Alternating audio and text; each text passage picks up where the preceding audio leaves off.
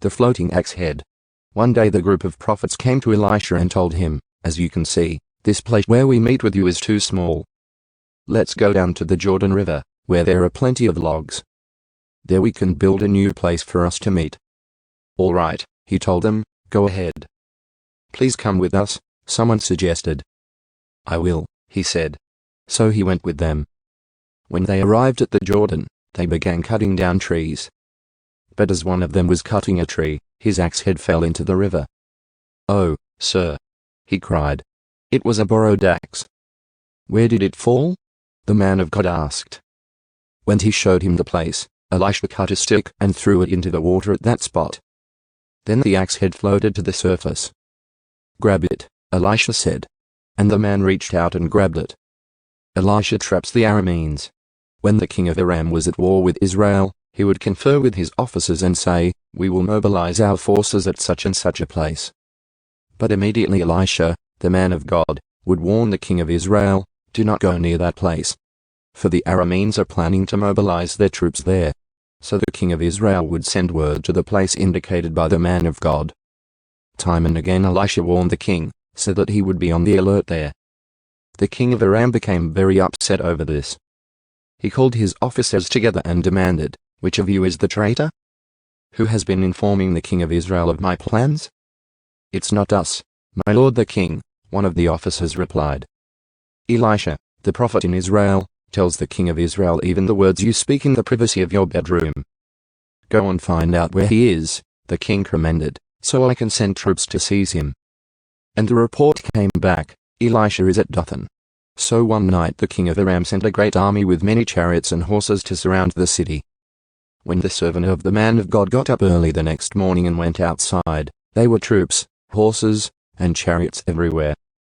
"Oh, sir, what will we do now?" the young man cried to Elisha. "Don't be afraid," Elisha told him, "for there are more on our side than on theirs." Then Elisha prayed, "O Lord, open his eyes and let him see."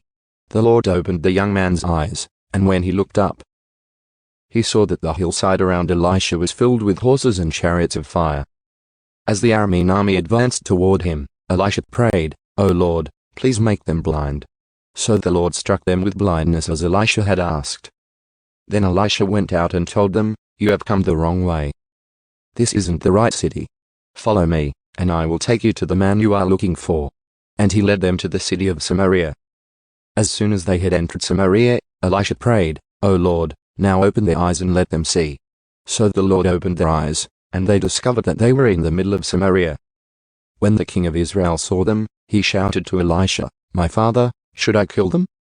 Should I kill them?" "Of course not," Elisha replied. "Do we kill prisoners of war? Give them food and drink and send them home again to their master." So the king made a great feast for them and then sent them home to their master. After that, the Aramean raiders stayed away from the land of Israel. Ben-Hadad besieges Samaria.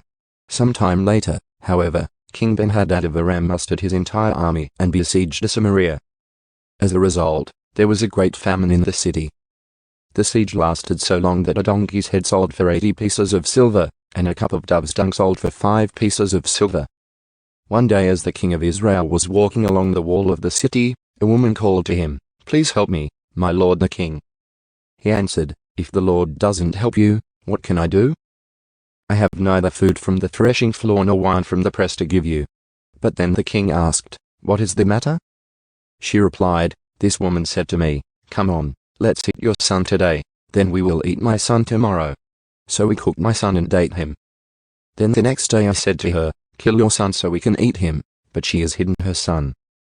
When the king heard this, he tore his clothes in despair. And as the king walked along the wall, the people could see that he was wearing burlap under his robe next to his skin. "May God strike me and even kill me if I don't separate Elisha's head from his shoulders this very day," the king vowed. Elisha was sitting in his house with the elders of Israel when the king sent a messenger to summon him. But before the messenger arrived, Elisha said to the elders, "A murderer has sent a man to cut off my head. When he arrives, shut the door and keep him out. We will soon hear his master's steps following him." While Elisha was still saying this, the messenger arrived. And the king said, "All this misery is from the Lord." Why should I wait for the Lord any longer?